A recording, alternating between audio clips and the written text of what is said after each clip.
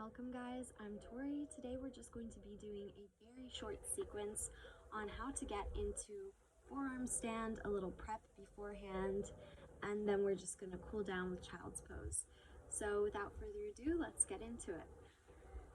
So we're going to start off by getting into all fours, aligning our hands under our shoulders, our knees under our hips, and from here we're going to go into puppy pose, which is a precursor for downward facing dog. So you're going to lift your heels up, plant your toes into the ground, and then you're going to reach your arms out forward, and your forehead is going to be placed onto the ground. You stay here. Take about 3 to 5 deep breaths and feel the stretch in your spine and your shoulders. Notice your back ribs expanding and contracting with each inhale and exhale.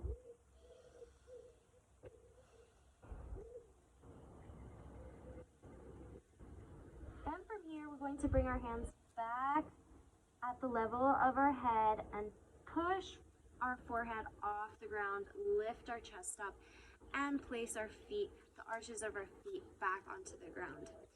From here, we're going to pass through downward facing dog just to get into dolphin. So again, inhale, plant your toes onto the ground, lifting your heels up. Exhale, and we're in downward facing dog. I'm just going to walk forward so you can see me here. So you're going to press your hands down into the earth. Your bottom is lifting up towards the sky. Your heels are reaching for the ground as well. Your head is relaxed. From here, on an exhale, you're going to lower down onto your forearms, and you're already in dolphin. Take 3 deep breaths here, and then I'm just going to briefly explain to you why this is the precursor for forearm stand. So to get out of it, you can just bend your knees, let them drop onto the ground, and slowly come back up with your chest. Now, as you may have noticed, while you were in dolphin, you were already leaning forward and you were on your forearms.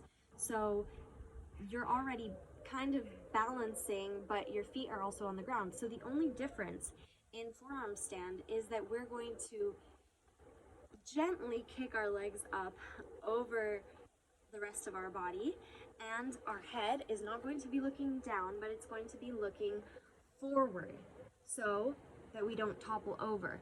It actually helps us get kind of that arch in our back, which is needed for the version of forearm stand we're going to be doing today, which is with scorpion legs.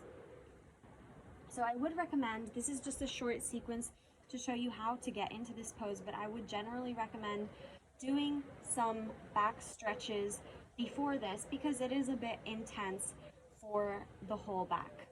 Now I have a wall here, even though it's not completely visible, and if it's your first time doing any kind of forearm stands, I would also recommend doing this against a wall so you can rest your feet onto the wall and you don't topple over into wheel, or as some people call it, bridge. Now go ahead and get back into your downward facing dog. So align your hands under your shoulders, your knees under your hips, Plant your toes into the earth. Inhale, exhale, bring your bottom up. Inhale again, exhale, bend your forearms down to the earth. Now, to get into forearm stand, you're going to slightly kick your leg up, and see, I'm resting my foot onto the wall, and then slowly I'm peeling it off, and I'm bringing my gaze between my hands. A little hard to explain the pose while doing it, but basically you're going to kick one leg up as if you were doing like a fan kick. And you can even just try if that's too much for you, if it's too scary to like even kick towards the wall. What you can try doing is simply going from dolphin pose and just lifting one leg up, bringing it down. Try lifting the other leg up, bringing it down, and maybe doing the same but lifting your head up, maybe bending your knee to get a feel for those scorpion legs. Now let's try one more time. Inhale. And I'm a little close to the wall here,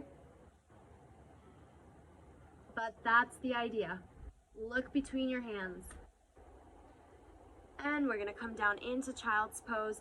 So go ahead and bring your big toes together, widen your knees out, reach your arms out in front of you as you did in puppy pose, and your forehead goes onto the ground.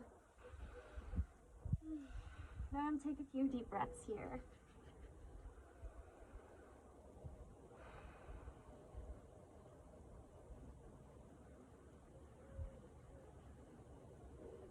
And you're gonna come out of it like in puppy pose, just bringing your hands towards your forehead, pushing yourself back up. And I would recommend doing both sides. And once you've done the other side as well, you'll come back into child's pose. So let's just try that together.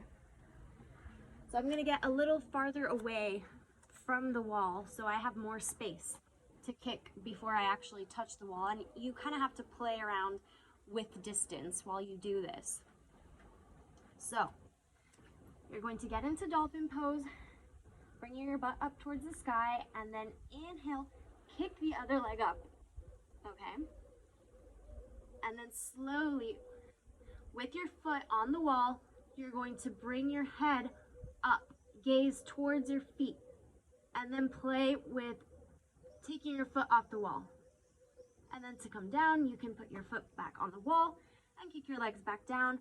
And then again, wide-legged child's pose, toes touching, arms reaching out in front of you. And head to the ground, forehead to the ground. Deep breaths, relaxing here.